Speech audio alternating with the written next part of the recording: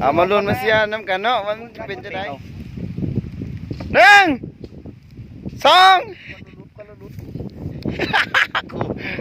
โอ้no งามเดี๋ยวตายห้องเลยเกิดมาผมเคยเห็นได้กูวันนี้ก็เฮ็ดไก่อบฟางกินเนาะก็มีเครื่องปรุงสมุนไพรชนิดหัวก็มีตะไคร้แล้วก็ข่าแล้วก็มะเขือใส่เข้าไปใส่ก็ใส่มันหอมนะเนาะใส่มากลายใส่มากน้อยใส่น้อยลงพริกเนาะใส่ไปเพราะว่าเขาคนมากินเผ็ดเนาะใส่หลายใส่นะเพราะเขามีซอสต่ำเนาะต่ำเนี่ย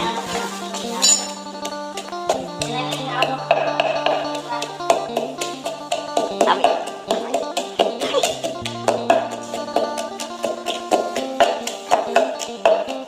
แห้งกว่านี้เนาะใส่ไว้แบบนี้เนาะ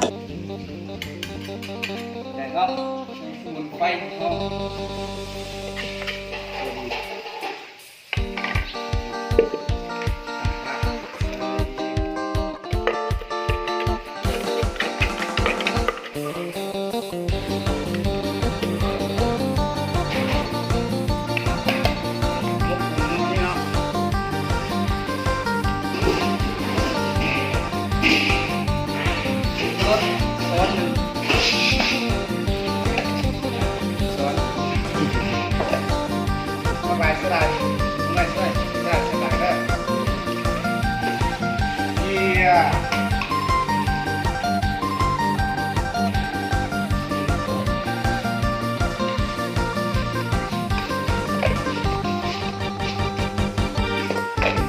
ซอสหอย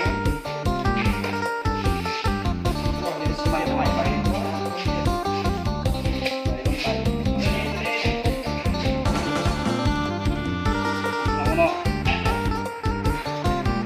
ทำอะไรบักสุดดีก่อนตามเขียนหรอก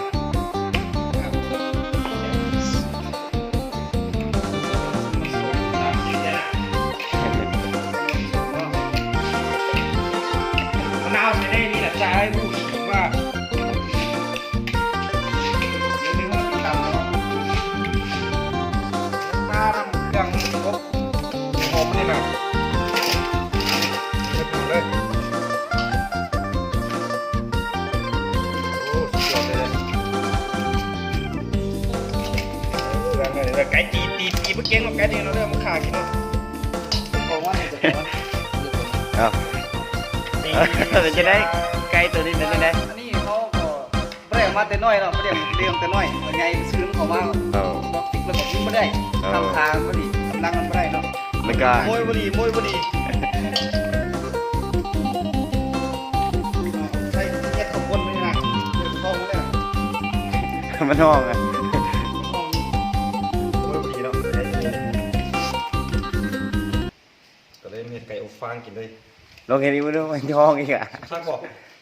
คักสุกเลยแล้วสุกหมดกันแน่เชียงใหม่แล้วนะปาดนี่น้อยกว่านะครับจิ้มเข้าไปนี่งาเตะเอาหน่อยเนาะตัวอย่างเตะเอาขอหน้าถืออย่างน่ะดีแล้วนู้นนี่เห็นน้ำจิ้มไปแล้ว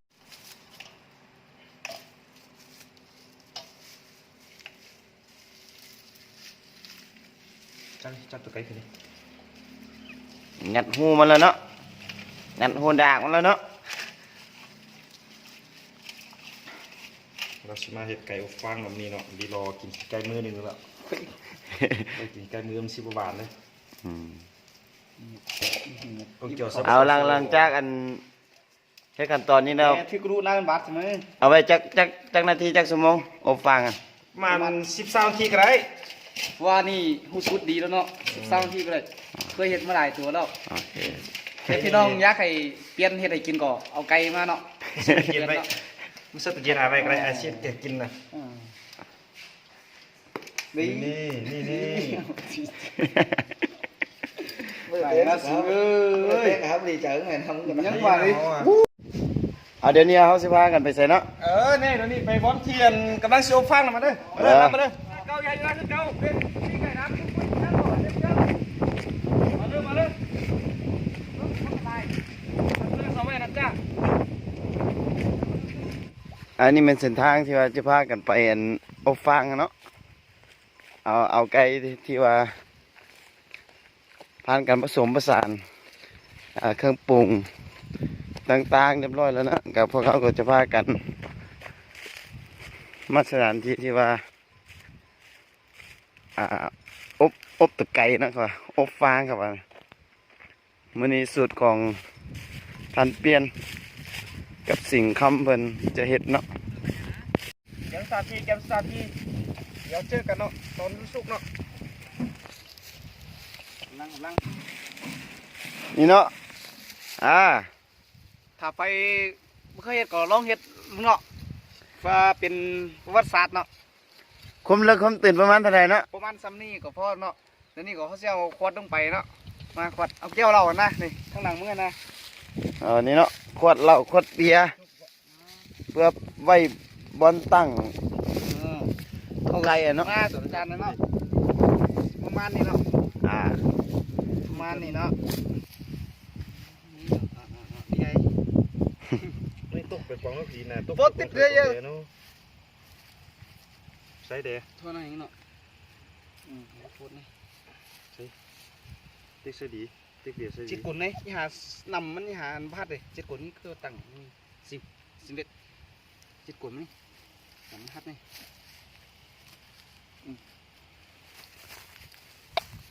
เนี่ยที่คอยมันหายนะมือกูนะอีก ไปชอจุกกินกินน้ำได้ขนาดเดี๋ยวเตี้ยสบายจะเท่งหนักใจ มาเลยละกอง ได้ไหม เตี้ยวจุกดินนอนปกตึงก็เน็บลุกขึ้นก็แล้ว ชอบเส้นกลางดีด้วย บ้านน้ำแม่นี่เนาะโอ้โหปอดึง นี่ต้นไม้อ๋อปออ๋อ คุดลงตึม คุณลงถึง อ๋อเดี๋ยว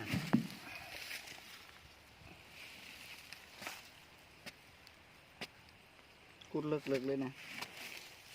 ก็ยีลำสักว่าก็ยี เชฟเปลี่ยน ลำสักกันตากินอยู่ตรงข้างนอกนั่งก็ไม่คมงับถ่ายคลิปเถอะคือส่งก้นเถอะคือส่งก้นคลิปมันหูเถอะ หวานอันเปิดเผยเลยนะก้อยคนติดตามสองหัวปลายก้นก้อยมาเลย ติดตามคลิปเขาเลย ไอ้เฟืองนี่วิธีป่ะเหรอมันใหม่เนาะนี่เนาะมันพอดีเดืองสวยอยู่เนาะเดืองย่อยเดืองจันอยู่เนาะร้านดีไอ้เปียนเอ้ยมือกันน่ะไปเรื่องดีนี่คือมันตึ้งนั้นนะมา เราเกี่ยวก้นคือฟ้าสวัสดี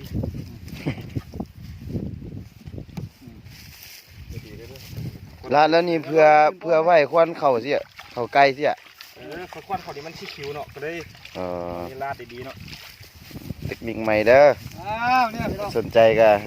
แนะนำลองไปเฮ็ดเบิ่ง ขั้นตอนที่หาก็คือเปลืองใส่ทะเลน่ะถ้าพื้นมาหลับมันมึงก็ว่าจะเขียนลงเฟซก่อนเป็นคนละสีเนาะตอนน้องก็ใส่ออก อันนี้ขั้นตอนสุดท้ายเนาะ ใส่ประเดี๋ยวตัวนี้เลยเมื่อใส่ต้องได้หลายประเดี๋ยวนี่เราขั้นตอนสุดท้ายในการอบฟอกอบเฟืองนี่นะ ไฟมาพี่น้อง ขาดบ่ได้ก็คือกับไฟเนาะ ไฟมันเนาะ ขาดบ่ได้ก็คือกับไฟเนาะ น้องละเอาคลิปเลย มันแน่นในเครื่องน่ะ ประมาณจักนาทีเนาะ มัน10 นาทีเนาะ 10 นาทีถือว่า นาที บางเซฟก็ว่า15เนาะบางเซฟก็ว่า10 นาทีเนาะ เอาเช้าทีได้ไก่เนาะ ว่าเอา เนาะ2 วันทีเนาะ ถามว่า15 นาทีเรามาเบิ่งผลงานนำกันเนาะ ลำแต่เนี่ยนะถ้าใส่หินผ่า ถือว่าเนาะ ไฟลามเนาะ ไปลามพอนอบไก่เนาะนี่เนาะนี่เป็นสถานที่ที่ว่าไก่เขาเนาะอยู่ แต่ว่าไฟมันลามเนาะ วันดีครับป้าสะอาดนะ เริ่มเลยติออกเลยติ เริ่มว่าตุ่มสุกเสียเขาจะเลยนะ โอเคเนาะผ่านมา15 นาทีเนาะมา เองว่านี่ซุป จะมาผลงานน้ำกันเนาะ อันเขียวเชียร์ว่าแม่นนั่น เป็น เนาะ ดินตามันเขียวหมดว่ะ มันเขียวหมดเลยอยู่ มันไปปลายเดียวกับเรา อุปสรรคหลายอย่างเนาะเอาเพิ่งผลงานเอา รูปเป็นต้นไม้เลยว่ามี พี่น้องวันนี้ก็ฮอตขั้นตอนแล้วเนาะ ขั้นตอนสุดท้าย ไก่ออกกล่องเนาะ อ่า คอยถามเบิ่งกันเนาะว่ามันเป็นยังไงตามกล่องเนาะมึงเด้อ ผมหมดเลย เอามาลุ้นมาเสียน้ำกันเนาะมันจะเป็นจะได เอาขี้นั่นเธอมันออกกันนะ เอาดินเอาตัวนี้ออกกัน ตัวนี้ก็ออกกันเฮ้ยเย็นๆแม่ เรา ตุกแบบจะเปกเอา 1 2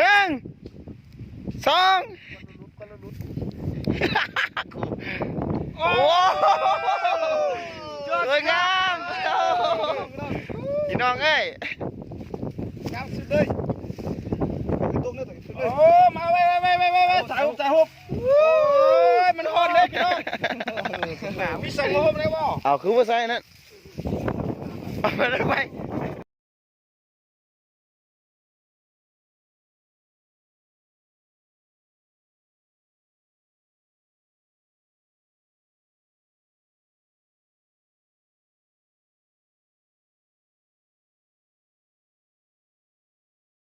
ถือว่าสำเร็จเสร็จสิ้นเนาะ เดี๋ยวตัดไปเราเลย